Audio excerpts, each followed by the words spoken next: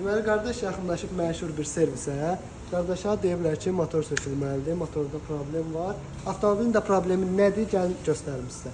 Maşını xodlayırsan, maşın getdiyiniz yerdə biraz sürəndən sonra başlayır sönməyə. Yəni, biraz sürsən maşın sönür. Problem bununla olan bir problem idi. Və diaqnostika nəticəsində müəyyən elədik ki, baxın, bir dənə bunlara görə, bax, bir dənə bunlara görə. Bunlar bu avtomobilin mühərrikinin üst hissəsində yerləşən vanus və raspid vallardır. Bunların aşıbqası avtomobildə olduğuna görə yağın təzyiqi, yağlanma düzgün getmirdi və başlayırdı avtomobildə getdiyimiz yerdə bir müddət sonra maşın sönməyə. İndi bunu həll eləmişik, bunun ikisini də yenisi ilə əvəz elədik, maşını sürdük, yoxladıq. Avtomobildə heç bir problem yoxdur, bütün aşıbqaları da aradan qaldırdıq. Yəni bu problemə görə deməyim odur ki, ay məşhur usta, bu problemə görə mühərriki dəyişməyə ehtiyac yoxdur. Yəni cəmaatı boş-boşuna gedib 2000-3000 xərci salmayıb. Bunu dəyişdiyi problem də aradan qalxdı. Kimin də avtomobilində belə problemlər varsa, səhifədəki nömrə ilə əlaqə saxlayıb bizə yaxınlaşa bilər.